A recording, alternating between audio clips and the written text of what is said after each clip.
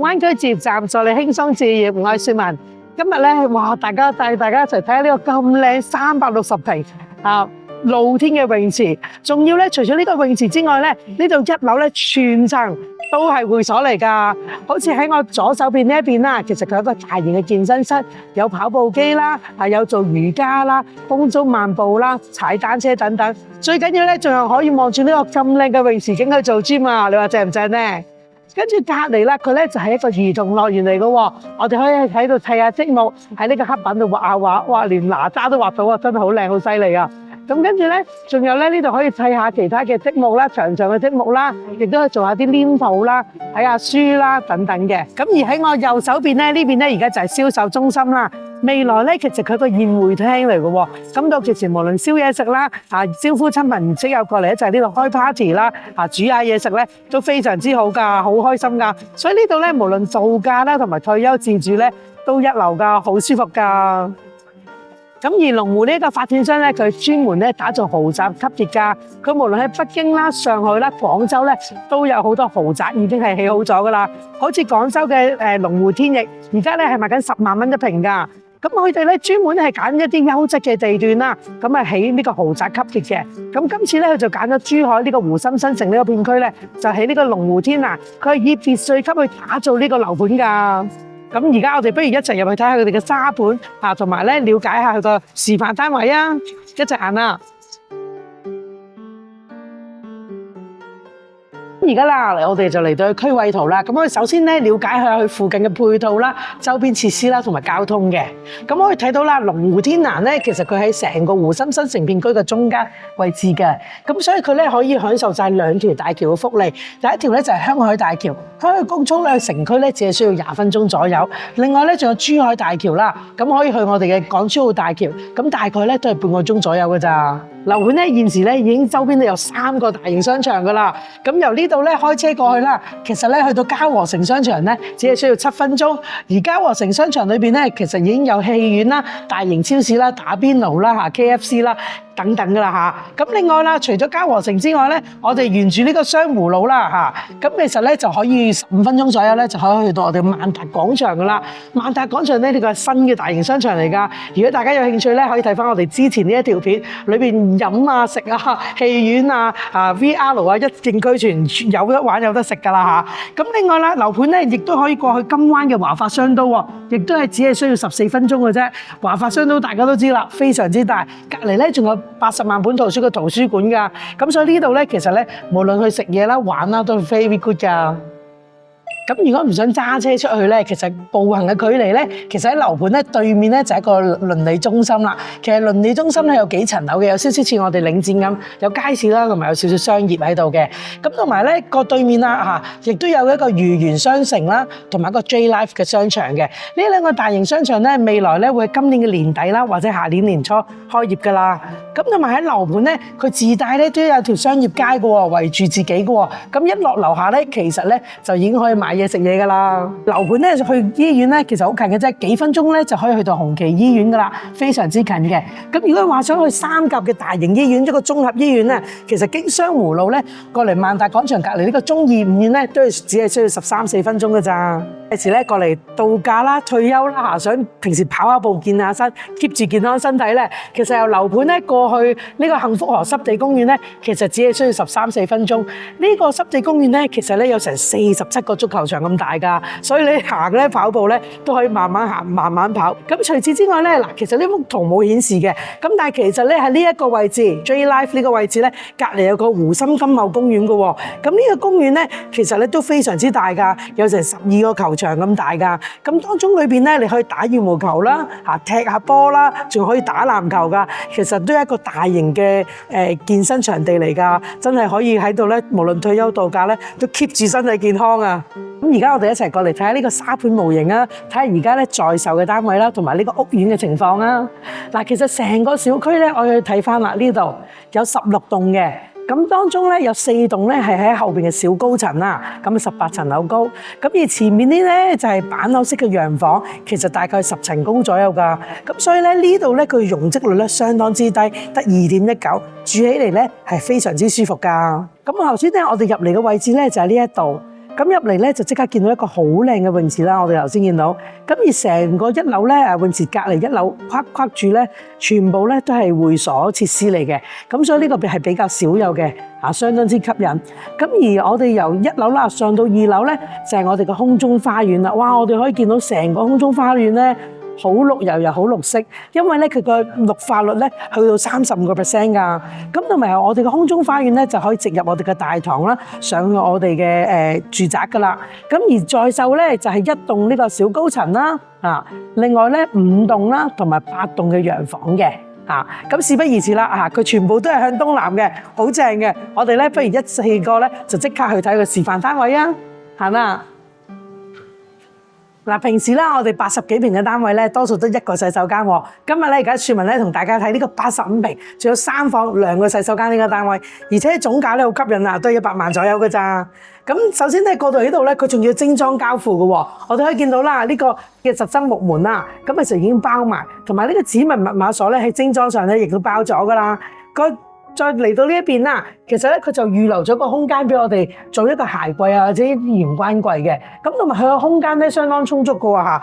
咁精裝嗰度咧就唔包嘅。咁但係我哋設計呢個鞋櫃咧，你見到好深㗎，隻鞋咧打直擺都好可以㗎，唔需要打斜擺咯。咁同埋喺呢個玄關櫃對面咧，其實咧就係我哋嘅廚房啦。咁呢個廚房咧80幾平啫喎，但係我已經可以做到個 U 型廚房啦。咁到時咧，其實呢度咧會有個牆面啦，同埋呢度咧會有翻個正式嘅廚房門嘅。咁當然啦，你亦都可以好似設計師咁做一個開放式嘅廚房啦嚇。咁啊喺精裝上面啦，所有嘅櫥櫃啦呢3件套，即係抽油煙機、爐頭，最緊要平時係消毒碗櫃噶嘛。今次包嘅精裝咧好正啊，有埋我哋解放雙手嘅洗碗機。所以咧呢個非常之好啊，好吸引啊！仲要80幾平可以做到 U 型廚房，點解咧？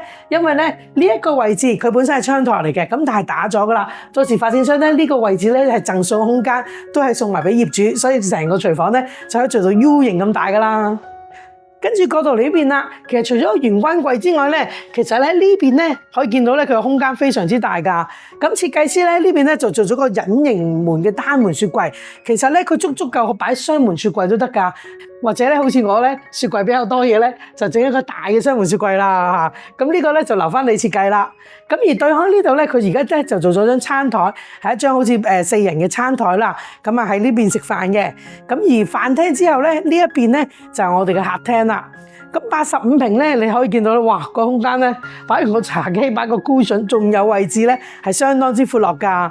咁同埋咧，呢個戶型咧，佢贈送空間好多嘅喎，所以佢實用面積咧係超過100%嘅。因為喺我企喺呢一個位置呢條線嘅後邊咧，其實咧佢已經係作為陽台計算，所以呢一度咧有一半面積咧都係送俾業主嚟㗎。咁出到嚟陽台啦，咁啊頭先講啦，呢度咧咁一半面積都係贈送俾業主嚟啦。咁到其時咧，其實我哋望嘅景觀咧就可以望翻我哋嘅小區嘅園林嘅，因為呢個異地樣板間啦，咁大概我哋可以睇到個 size 啦，其實咧都係充足㗎。跟住我哋睇下個房間啦，咁有3房2個洗手間啦。咁而家咧我哋睇一睇個洗手間先。咁呢個咧就係客廁嚟嘅，咁呢個咧你可以見到啦，喺精裝上面亦都係啦，所有浴具都包埋噶啦，無論馬桶啊、洗手盆啊、鏡櫃啊，同埋咧我哋亦都可以見到佢淋浴區，有一隻大明窗啦，我哋最中意，咁同埋個空間咧都係充足嘅。跟住洗手間對面咧就係其中一間房啦。而家咧就做咗書房，其實咧佢個空間咧可以夠做一間健身房，甚至一間客房都可以嘅喎。咁佢咧最好咧就你可以咧打咗去埲牆，好似佢咁做一個半開放式嘅房，亦都可以咧本身交付嗰時咧呢度係一個實體牆下，亦都可以做一間客房嘅。因為呢度咧擺一張大嘅床啦，再加埋個衣櫃咧嘅空間咧都係綽綽有餘噶。跟住我哋再過對面嗰間房啦。對面嗰間房咧，而家咧佢就做咗兒童房連埋書房咁樣啦。咁其實個空間咧都好大噶。點解？因為咧佢呢度咧，其實咧下邊又係一個 L 型嘅飄窗嚟嘅 ，L 型嘅窗台。咁所以咧成個 L 型嘅窗台嘅面積都係咩啊？贈送俾業主咯。咁所以呢個空間咧好大，做咗張床啦，後邊一個大衣櫃啦，呢個榻榻米床啦。咁跟住咧設計師仲可以整多個咁長嘅工作台喎，即係寫字台喎，咁所以咧，其實呢個空間咧係相當充足噶。咁再過嚟呢邊啦，嗱，呢個咧最正就係85平都有2個洗手間，因為我哋其實好多時都想唔使爭廁所，咁每人一個最好啦。咁呢一邊咧佢就做咗鑽石型嘅淋浴區啦。咁呢個咧亦都係變咗主人咧都有自己嘅空間㗎。跟住過到嚟主人房啦，其實佢呢度已經做咗一個櫃㗎嚇。咁啊，成一個大衣櫃啦，好深嘅。跟住咧，仲可以擺咗雙人床、左右床頭櫃。又係點解80幾平好似咁大咧？因為咧喺床，我而家企喺呢個床嘅位置啦。其實後邊咧本身佢係一個陽台佈建嘅房嚟嘅，所以呢一度咧有一半面積咧又係送俾業主㗎。所以佢85平咧，你用起嚟咧真係你完全唔覺得係85平。到其時咧，同埋咧呢個景觀咧，亦都係望翻自己嘅小區內園景觀㗎，咁啊相當之舒服。咁我哋啱啱咧一齊睇完呢個85平3房2個洗手間呢個單位啦。其實我哋講嗰個朋友咧都可以做按揭嘅喎，15% 首期即15萬咧已經可以上車，月供咧都大概係3600蚊嘅咋。咁如果大家想了解多啲關於呢一個樓盤啊或者附近樓盤嘅資料作比較咧，可以即刻聯絡我說問啦。咁一出 lift 咧就係我哋嘅平台啦，其實就好似我哋香港豪宅屋苑咁樣啦。一出到嚟咧，其實沿住呢條路咧，其實佢都有簷篷喎，所以咧日曬雨淋冇有怕嘅，唔使驚嘅。咁同埋咧，我哋沿住呢個空中花園咧，其實就可以返到我哋個屋企噶啦。咁行過呢個空中花園咧，我哋就去到5棟啦。咁5棟咧呢度咧係有個實體樣板間嘅喎，我哋一齊入去睇下個示範單位啊！咁我哋一齊嚟睇下客飯廳啊！哇，128平真係哇，你真係唔信啊！其實咧佢係南北通，仲要咧我哋頭先實測咗個客廳咧非常之大，其實個開間咧有成5米啊！無論招呼朋友同埋自己住咧都相當之舒服。最正咧係呢個落地玻璃窗，我哋可以望到咧我哋自己小區嘅泳池景啦。咁呢個泳池咧夏天咧就可以游水啦，冬天咧其實佢咧一直咧都會放呢個水系咧，我哋可以坐喺度慢慢欣賞啦。其實喺度嘆下茶啊，同朋友傾下偈啊，其實呢個位置咧真係好舒服㗎。跟住不如我睇返呢個成個戶型嘅佈局先啦。咁呢個戶型咧，除咗我哋咁靚嘅落地玻璃睇到個泳池之外咧，最正咧佢個私隱度咧係相當之高嘅喎。因為咧呢一度 lift 門咧，只有我哋呢一戶嘅業主先可以開到㗎。咁所以咧出到嚟咧，呢個咧亦都係你嘅私人空間，只有你呢個業主咧就用呢個位置嘅，所以你可以放張凳啦，甚至放個鏡喺度咧都可以㗎，因為只係你用嘅啫嘛。跟住啦，呢個實心嘅防火門啊，相當之靚仔，電子密碼鎖咧亦都係包埋喺精裝裏邊。咁同埋入到嚟呢個玄關位置啦，哇，好大個玄關櫃啊！你真係全部咧啲收納空間相當之多啦，你可以見到啲鞋咧平放就可以噶啦，唔使斜放嘅。咁仲有咧呢個咧比較少戶型有嘅，就係我哋嘅 store room 儲物空間啦。而家好少戶型有㗎，呢個咧連呢個 store room 咧儲物空間咧都做埋俾你。你見到我成個入埋嚟咧都有空間，咁啊可以收納到好多嘢㗎。跟住過到嚟呢邊啦，我哋睇埋呢個廚房啦。咁廚房咧，到時咧佢亦都係啦，可以做一個半開放式廚房。呢啲門咧，到其時喺精裝度咧，啲趟門咧都係包埋噶啦。當你炒餸嘅，覺得油煙大嘅，可以閂咗道門。平時咧就做一個 open kitchen 開放式廚房，咁相當之好噶。咁同埋咧喺精裝上面啦，亦都係啦，啲櫥櫃咧就會包咗啦，3件套呢個嘅抽油煙機啦、爐頭啦，同埋我哋解放雙手嘅最正嘅就係洗碗機咧，喺精裝上面都會包埋噶啦。咁除咗洗碗機之外啦，哇呢度咧佢精裝咧最正咧就係包埋呢個大嘅星盤啦。咁你可以見到啦，除咗咁大嘅星盤之外啦，其實呢一個位置咧本身係窗台位置嚟嘅，所以呢個面積咧又係贈送俾業主嘅，所以呢度嘅贈送空間咧相當之多，所以佢實用率咧係超過100%㗎。咁跟住嚟到呢個飯廳啦，飯廳你見到啦，其實咧呢度咧個空間相當之大嘅，其實呢度仲有一個好闊落嘅位置。咁呢度擺一張4人餐桌啦，其實咧你擺大啲嘅都仲可以。同埋最緊要咧，亦都係啦，呢一個佢係窗台位置嚟嘅，所以咧亦都係咧呢個面積全贈送俾業主嚟㗎，係咪好多咧？呢度有送，嗰度有送咧。咁所以除咗呢個飯廳啦、客廳咧，其實呢邊咧係陽台嚟嘅本身。咁陽台咧，嗱我企喺呢個陽台位置啦，後邊咧有一半咧，亦都又係贈送俾業主嘅喎，所以係咪好多贈送空間咧？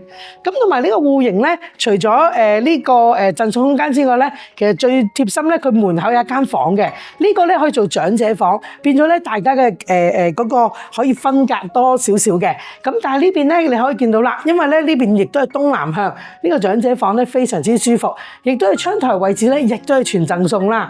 咁你可以見到啦，放到個雙人床，左右床頭櫃咧，其實呢邊咧都仲可以放一個大衣櫃㗎，個空間係相當充足㗎。咁而後邊啦，其實咧呢個第一間房啦，呢度有第二間房嘅。其實第二間房咧就相當之大嘅，亦都係。咁你咧又好似呢個設計師咁啦，佢打咗埲牆做呢個半開放式嘅書台，即係書房啦。咁到其時咧，你做健身房啦、麻雀房啦，甚至一間客房咧，其實都可以擺得落張雙人床。你見到好大啊！嗱，我攤開手隻手1.6米啦，再加埋衣櫃啊等等位置咧，相當之闊落。咁亦都係東南向翻咧呢個好正好靚嘅泳池景㗎，咁所以其實呢個客房啦，同埋頭先個長者房啦、客廳啦，都可以望到呢個咁靚嘅景觀㗎。咁而呢個書房對面咧就係我哋嘅洗手間啦。咁洗手間咧亦都係啦，精裝上面咧所有浴具都包晒㗎啦。咁仲包括埋咧我哋嘅浴吧嚇，咁所以冬天沖涼咧都會暖粒粒嘅。咁同埋啦，亦都係啦，洗手間咧，哇！呢個窗台位置咧都係贈送嘅，亦都係好似咁啦，擺啲洗頭水啊、護髮素咁樣擺喺度，亦都得。坐喺度沖涼咧，亦都可以喎。咁其實所以咧，呢度咧個空間咧，同埋你可以見到淋浴區啦，哇！其實都非常之闊落㗎。咁我哋由洗手間出到嚟啦，其實隔離咧就係一間客房。咁而家咧就做咗小朋友房啦。咁呢間房咧最正係咩咧？喺我身後企喺呢個位置咧，其實佢陽台佈建嘅喎。咁所以呢一度咧全部咧有一部面積咧係送俾業主㗎，贈送空間咧成間屋咧非常之多。所以你見到擺到個張床啦，跟住到一個大書台，跟住咧呢度仲可以裝一個大衣櫃㗎。所以呢間房間咧個空間咧就相當充足㗎。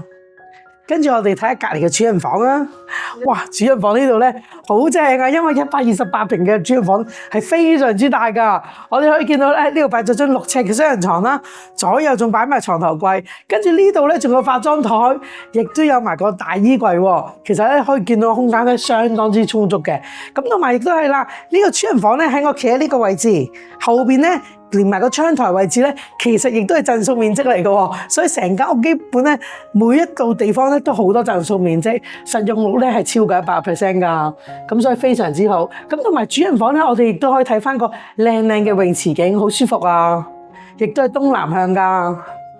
咁跟住我哋過嚟睇埋呢邊啦，呢個主人房咧仲好正喎，佢有個套間嘅喎，自己擁有去洗手間啦。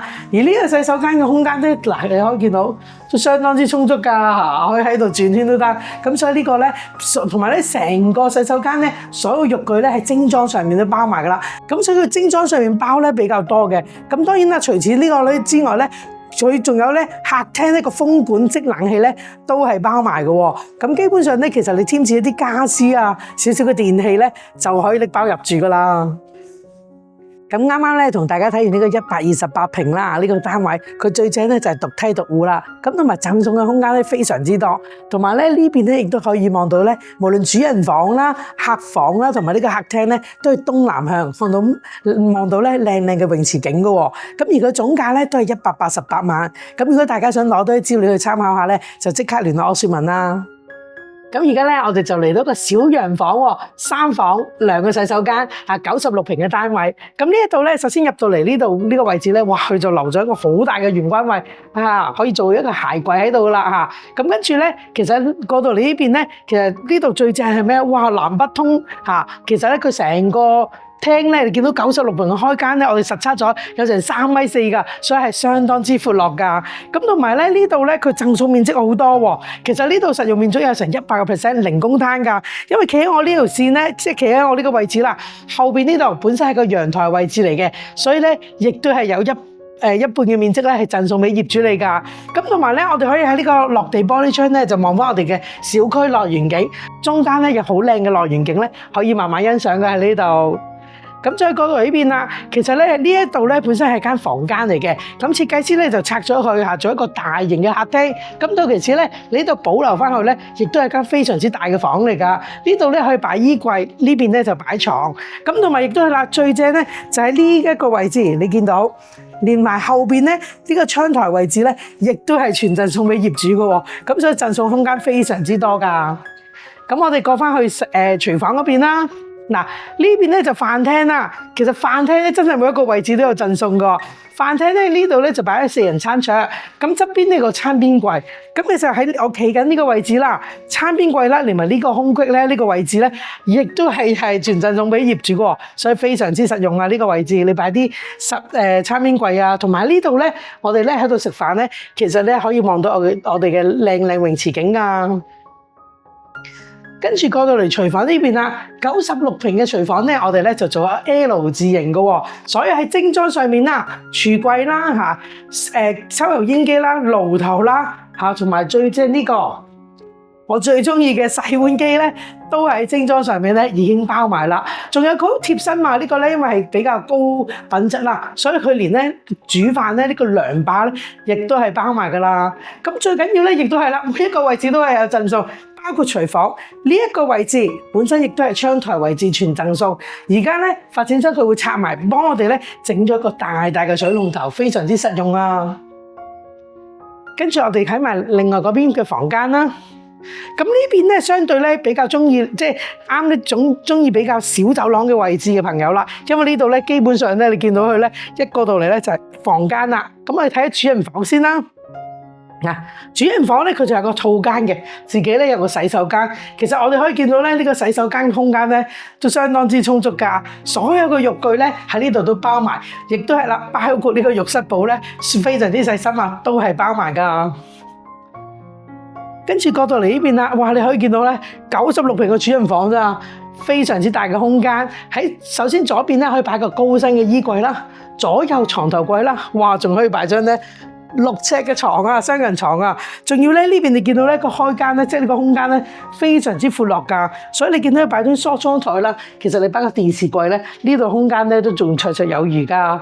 咁同埋呢度啦，亦都有個觀景窗，可以望到我哋嘅內園景觀㗎喎。咁同埋呢間房亦都係啦，真係每一笪地方咧都有贈送空間。呢間房咧仲贈送得多喎，因為咧呢個位置我身後咧其實咧佢本身係個陽台嚟嘅，佢發展商咧會幫我哋封埋窗啦，做個陽台保建房間。